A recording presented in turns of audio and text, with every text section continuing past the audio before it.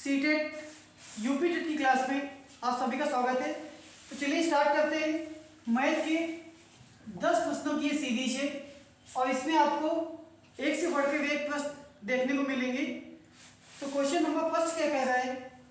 कह रहा है वर्ग की भुजा 10 मीटर है, यदि भुजा को 2 गुना कर दिया जाए तो इसका परिमाप क्या होगा? तो देखिए, आप लोग जानते हैं कि जो परिमाप होता है वो क्या होता है? 4 गुणे भुजा होता है। इसमें क्या कह रहा है कि इस भुजा को अगर 2 गुना कर दिया जाए तो देखिए, सबसे पहले तो जब भुजा 10 सेंटीमीटर दी है तो इसका परिमाप क्या होगा? तो 4 गुणे भुजा लगा देंगे तो ये आपका 40 मीटर आ जाएगा। अब अगर इस भुजा को 2 गुना कर दें तो जब भुजा को 2 गुना कर देंगे तो परिमाप कितना होगा? 2 गुना मतलब क्या हो गया? अभी ये 10 था, अब क्या हो जाएगा? 20 हो जाएगा। इसका गुणा करेंगे तो 80 मीटर आ गया। तो जब आपने क्या देखा कि जब पहले भुजा 10 मीटर थी तो परिमाप 40 था, जब भुजा 2 गुना कर दी गई तो ये हो गया 80 मीटर। इसका मतलब क्या हो गया? ये किसके कितने गुना हो गया? तो इसको भाग करेंगे 40 को 80 से तो क्या आएगा? ये 2 बार आएगा। तो इसका आंसर क्या होगा? 2 गुना आपका आंसर सही होगा। क्या सही होगा? 2 गुना इसका आंसर आएगा। नेक्स्ट क्वेश्चन देखेंगे। तो जब भी आपको भुजा दे दी और परिमाप निकालना हो तो ऐसे आप लोग इस क्वेश्चन को कर लेंगे। इसमें देखिए क्या कह रहा है कि मोनू के पास 5 दर्जन टॉफी है। तो आप लोग जानते होंगे कि 1 दर्जन में कितनी वस्तुएं होती हैं? तो 1 दर्जन में 12 वस्तुएं होती हैं। यहाँ पे कितनी है? 5 दर्जन।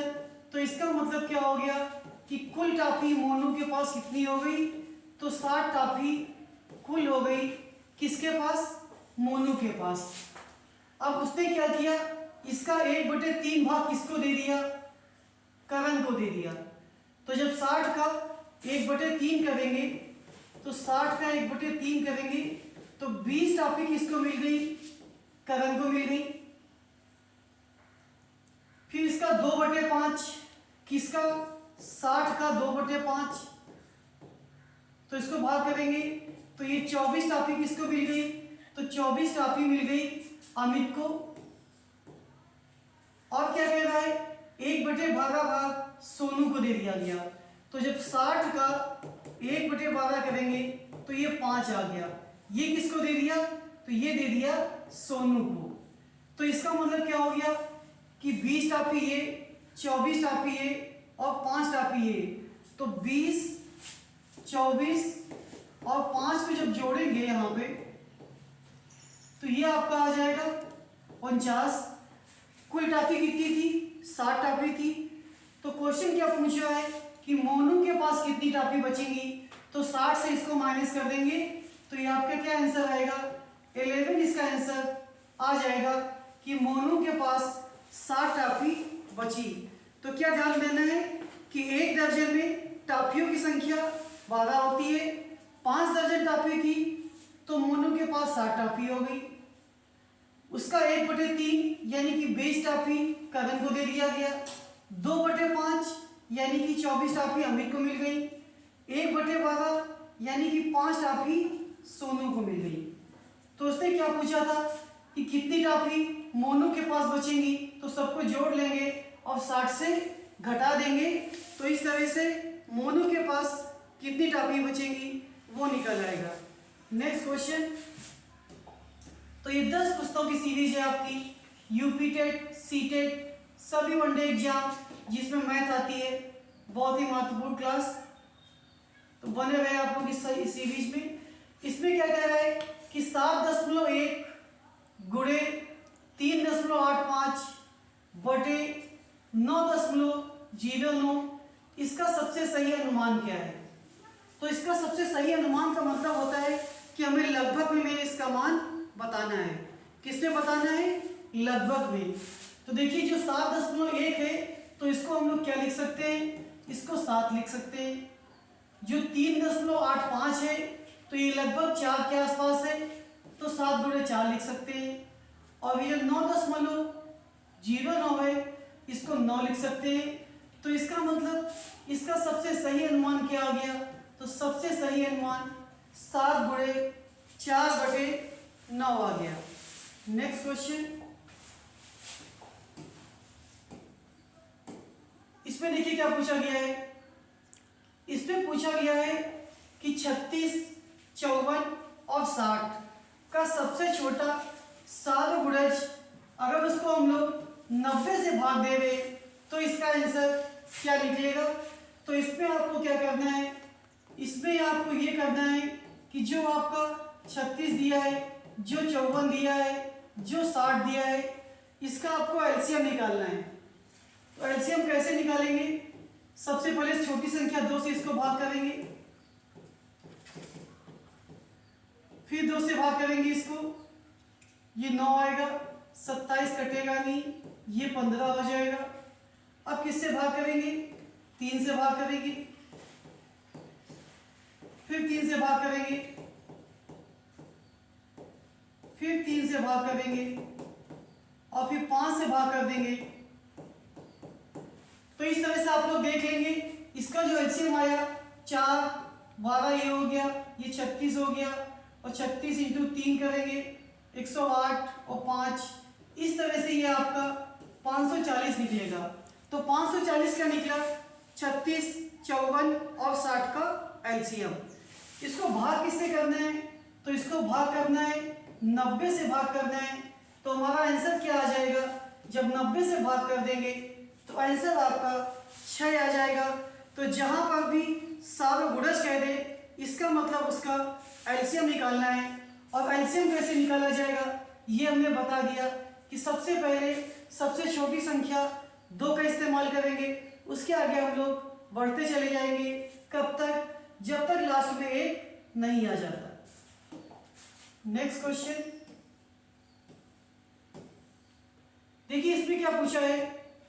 इसमें पूछा गया है कि कुछ आमों का भार 2 किलो 600 ग्राम है। तो 2 किलो 600 ग्राम को हम लोग क्या लिख सकते हैं?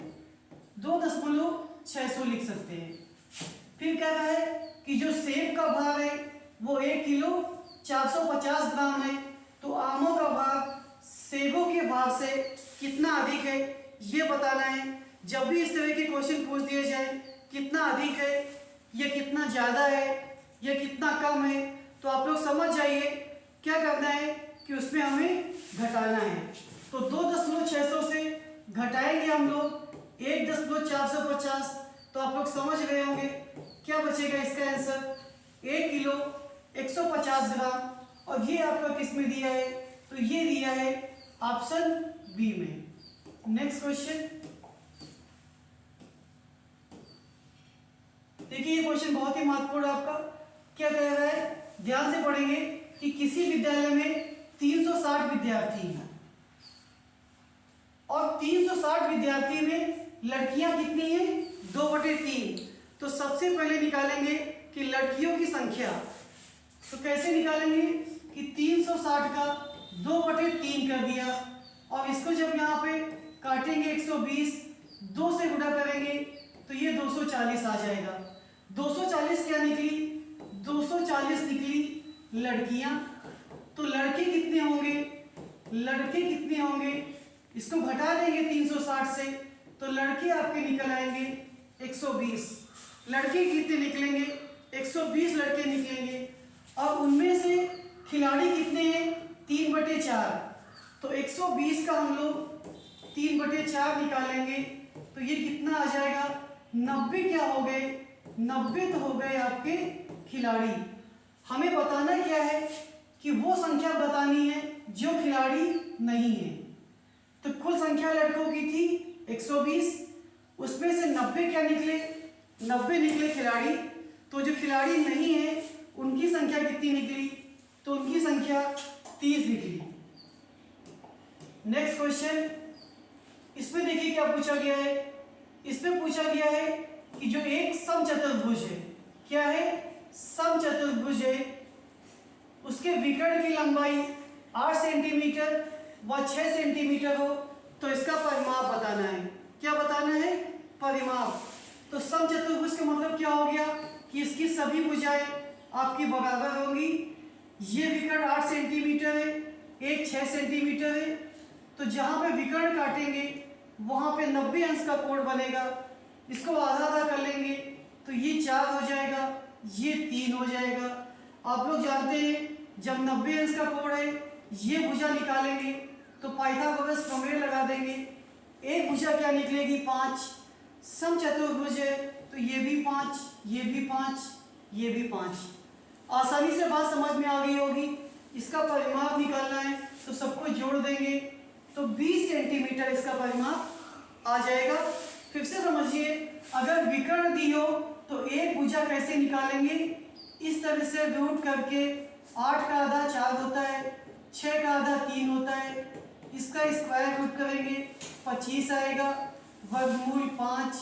परिमाप निकालना है तो इसको 4 से गुणा कर देंगे तो ये आपका 20 सेंटीमीटर आंसर आ जाएगा। जितने भी समचतुर्भुज के सवाल हैं सब आप ऐसे ही लगा सकते हैं। बहुत ही बढ़िया ट्रिक है ये। नेक्स्ट क्वेश्चन, इसमें क्या पूछा गया है कि 18.75 में कितने चतुर्थांश होंगे? देखिए ये क्वेश्चन दो तरीके से पूछा जा सकता है। हमने इसको चेंज कर दिया, जैसे कि 18.75 जो लिखा है इसको अगर भिन्न में बदले तो क्या होगा? भिन्न में जब बदलेंगे तो 75/100 करेंगे, ये काट देंगे 25 या 75, 25 को 100। तो वो ऐसे भी पूछ सकता है कि 18 से ही 3/4 में कितने चतुर्थांश होंगे। तो दो तरीके से क्वेश्चन पूछा जा सकता है, एक तो दशमलव करके या फिर डायरेक्ट ऐसे पूछा जा सकता है। देखिए चतुर्थांश का मतलब क्या होता है? अगर एक आपके पास हिस्सा है तो उसका चतुर्थांश 1/4 हो गया। तो इसका मतलब एक में कितने होते हैं? तो एक में होते हैं 4 चतुर्थांश। एक में कितने होते हैं? तो एक में 4 चतुर्थांश होंगे। 18 है तो कितने हो गए? 18 गुणे 4 कर देंगे 72 हो गए आपके। और ये जो 3/4 दिए हैं तो 3 और जोड़ दीजिए, बात समझ में आ गई होगी। तो 72 और 3 कितने चतुर्थांश होंगे? 75 चतुर्थांश होंगे। इसका एक दूसरा तरीका भी है, इसको आप सही अंश में लिख लेंगे। क्या लिखेंगे? 75/4 आएगा। अंश में लिख लेंगे 75/4 आएगा। जब भी आपको चतुर्थांश निकालना हो तो इसको भाग कर देंगे किससे? 1/4 से। तो डायरेक्ट आपके चतुर्थांश निकल आएंगे। तो इस तरह से ऑप्शन डी आपका करेक्ट आंसर होगा। नेक्स्ट क्वेश्चन, इसमें देखिए क्या पूछा गया है कि एक रेलगाड़ी कहां से चलती है? कानपुर से चलती है। कब चलती है? शुक्रवार को। समय कितने बजे? तो 1:15 शाम को कह लीजिए, या 13:15 पर चलती है। और शनिवार को दिल्ली पहुंची कितनी बजे? 7:30 बजे। तो हमें ये बताना है कि उस यात्रा में कितना समय लगा, ये बताना है। तो सब लोग जानते हैं दिन कितने घंटे का होता है? 24 घंटे का होता है। तो इसको जब घटाएंगे यहाँ से तो आप लोग देख लीजिए कि यहाँ पे बचेगा 10:45। तो 10 घंटे 45 मिनट किसको पूरा करने में? तो 24 घंटे को पूरा करने में लगे। और जोड़ना इसमें कितना है? तो 7:30। इसको जोड़ेंगे 75, ये 17 आ जाएगा यहाँ पे। और इसको ये जो मिनट दिए हैं इसको घंटे में बदलेंगे तो क्या आएगा? 18 घंटे और 15 मिनट। ऑप्शन ए आपका सही होगा। तो 24 घंटे को माइनस कर देंगे तो वो समय निकल आएगा। उसके बाद उसमें 7.5 घंटे जोड़ देंगे तो यात्रा का कुल समय निकल आएगा। और आज की टेस्ट सीरीज का संभवतः अंतिम क्वेश्चन होगा। इसमें क्या कह रहा है? इस क्वेश्चन को ध्यान से पढ़ेंगे। ये कह रहा है कि 100 में एक पूर्ण संख्या जोड़ी जाती है, फिर 100 में वही संख्या घटा दी जाती है। तो जो प्राप्त दोनों संख्याओं का जोड़ क्या होगा? कि 100 में एक संख्या जोड़ी गई फिर 100 में वही संख्या घटाई गई। तो इसका मतलब क्या हो गया कि हमने 100 ले लिया, उसमें एक संख्या जोड़ दी। अब क्या करना है, फिर से 100 में एक संख्या घटा दी, तो जो दोनों संख्या आ गई इसका जोड़ क्या होगा, तो ये x कट जाएगा। आंसर क्या आ गया आपका, तो 200 इसका आंसर आ गया। तो ये थे टॉप 10 क्वेश्चन मैथ के सीटेट यूपी टेट के लिए महत्वपूर्ण सीरीज। धन्यवाद।